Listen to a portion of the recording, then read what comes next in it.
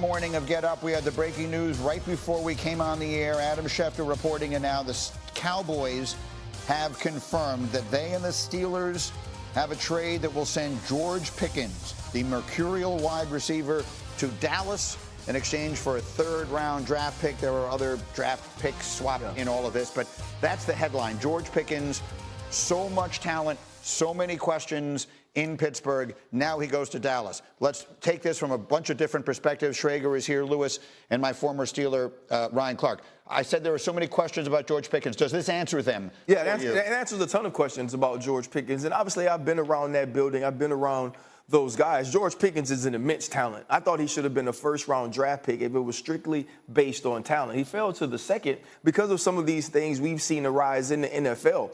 But this is what Coach Tomlin likes to do. Bro, I was in Pittsburgh with Antonio Brown. And I remember when I was on this show, when I retired, and I said, hey, man, these are some of the things that Antonio does. Antonio is like this. Everybody's like, oh, my God, I've never heard that. You know why? Because Coach Tomlin kept it quiet. Because Coach Tomlin dealt with it. Because Coach Tomlin tolerated. He nurtured him. He tried to keep him as a part of the culture.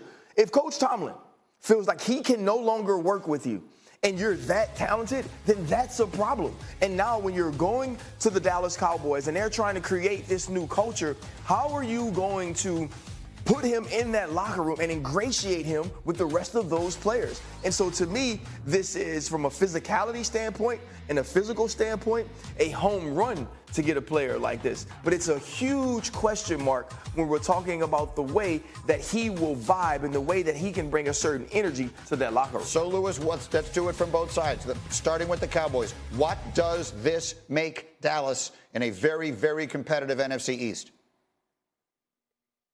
Well, on paper, it makes them a much more explosive offense, obviously, on paper. But see, we constantly have to try and do this dance, just like NFL front offices and coaching staffs have to do this dance, meaning balancing, getting excited about what would this look like on the football field versus what does it look like away from our view?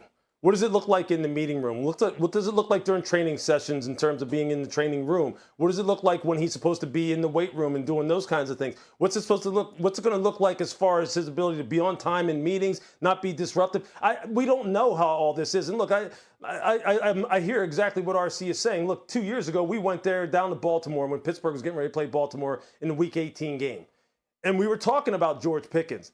And you could hear Mike sitting there trying to balance the fact that this is a supremely talented player that obviously pushes me as far as it can push me as far as being able to corral him and keep him within the guardrails, right? In between the white lines, in between the, as far as going out of bounds and doing things that would just be totally disruptive. There comes a point in time when you just go, hey, look, the talent is not good enough at this point for me to continue to tolerate it. Obviously, Dallas is saying, hey, look, man, we didn't get the guy in the draft that we needed. There wasn't someone there that we thought could make a difference or something of that nature. So we have to make a move here. We all know in free agency, you know more about the players that you have when you're talking about veteran player acquisition than you will ever know about the players that you're bringing in. I don't know if Dallas knows what they're getting. I don't know what they're getting. Nobody knows how George is going to react there. But Pittsburgh knows what they got rid of. And that is something that if you're Dallas, you better sit there and go, ding, Well, they're the ones who now have brought it into their building, and they're going to have to deal with it. So let's see what happens. Schrager, give me the Dallas side. Desperate times call for desperate measures. They whiffed in the draft. They didn't get that guy. McMillan goes 8 to the Panthers, and they're sitting there at 12. They take an offensive lineman, and they're preaching to everyone. It's about culture. He's our leader. And this, to me, is we went all through March. We went all through April. We didn't get that number 2. CeeDee Lamb got 73 more targets than their number 2 wide receiver a year ago. This is them banking on Dak Prescott being a leader, being able to run that wide receivers room, saying, I got this, we can handle this. And it's them banking on a first-year head coach who's been in the league a long time and hasn't been given an opportunity to be a head coach, being able to say, culture matters, and this guy's going to be able to fit in our culture. I will add this, though. First-year head coach, Jerry after a loss, what happens with the media, and if things don't go his way and he doesn't get the targets, this is going to be the ultimate test for Dak Prescott, how he can handle this, and we're going to see if he really is a $60 million man. So potentially combustible Cowboys. On the other side, the specter of Aaron Rodgers, what are the Pittsburgh If I'm Aaron Rodgers, I'm not going to Pittsburgh. That's what Danny said, too. What does that mean? What does now, the attractive part about Pittsburgh was having George Pickens, was having DK Metcalf, two dudes that have these very different skill sets, but they're both also dynamic and explosive. And now you have Pat Freiermuth. You go out in the draft and you get a big bruising back from Iowa, but in the offseason you get Kenneth Gainwell as well. So you had all of these pieces to be excited about, but the most exciting two pieces was the fact that you had two absolute monsters, although crash outs, on the outside. And now you no longer have that. And so if I'm Aaron Rodgers, who knows my skills are diminished, who knows that my time is coming to an end, why would I go a place that seemingly is not building a roster to compete for a championship just to play? Aaron Rodgers just did that last year. And so to me, this isn't a team that's ready to compete, which I'm fine with, because I felt like you didn't make the decision to get a quarterback in the draft. Maybe your evaluation was that none of them were good enough and then Aaron Rodgers is better. But if you're going to suck all the way. Let's go get Arch. Or let's go get Nussmeier. Just got another third round. Yeah, let's go get somebody that can really go. But don't add more to this team and trying to get Aaron Rodgers and be mediocre enough to not pick high. Lewis, what are the Pittsburgh Steelers? They're a run-of-the-mill team. They are in the very definition of purgatory right now. It just is what it is. They're never gonna look. I hear what you're saying, RC, but you know this. Pittsburgh's never gonna suck. That's not in their DNA. They're just not. But they're, as they're presently constructed, unless there's something I can't foresee, I just don't know how they are able to really, punch through and get back into the upper echelon in the AFC. There's some fine players on that roster right there, yes. okay? There really are. The guys who you just put up on the screen, there's some good players, but we know that this just isn't a paper game. This just isn't a, fantasy football type of game where we move player X out and put player Y in. And quite honestly, at the most important position in particular, they're just not good enough, man. They're just not. And I know they're going to be Ohio State fans going, Will Howard won a national title. Will Howard led Ohio State to the pro. Look, Will Howard is a good college quarterback. There's no question about that.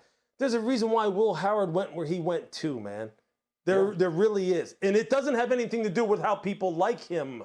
Yeah. It's not about his character. It's not about any kind of baggage. It's about what they see on the football field and how it translates. Pittsburgh's in a tough spot, dude. They're in a tough spot.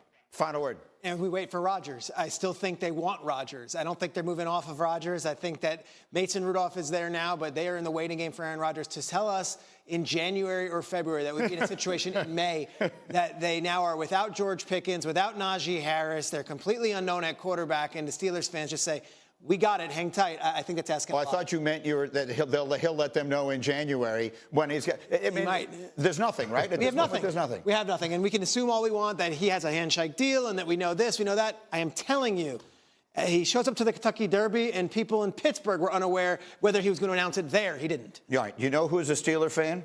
Stephen A. Smith. First Take is enormous story this morning. Adam Schefter reported it. Now the Cowboys have announced it. They've agreed to terms to acquire wide receiver George Pickens from the Steelers in exchange for a third-round pick. There are other pick swaps involved, but the part you're really interested in is the third-round pick, and candidly, the part you're really interested in is George Pickens, the mercurial but extraordinarily talented wide receiver, leaving Pittsburgh, going to Dallas. We've been on it all morning long, back and forth between the basketball and football. RC just jumped into a car to get here as quickly as he could, and we appreciate that so much. So let's just get quick, blush, immediate reaction. What? That Mike Tomlin consistently says he doesn't run from coaching. He doesn't run from teaching. He doesn't run from grooming. And so if George Pickens, with that immense amount of talent, can no longer exist in that locker room, it's going to be difficult for him to exist anywhere.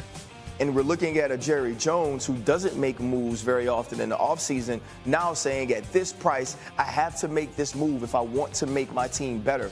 And so to me, it's how do you handle him? To me, it's how do you incorporate him into the locker room? And we heard Shadi talk recently about the way he moved Dak Prescott and Micah Parsons' lockers next to one another. He better be focused on doing those things and making sure that George Pickens gets the football as well, because it seems that he could tear down a locker room. I'm going to make sure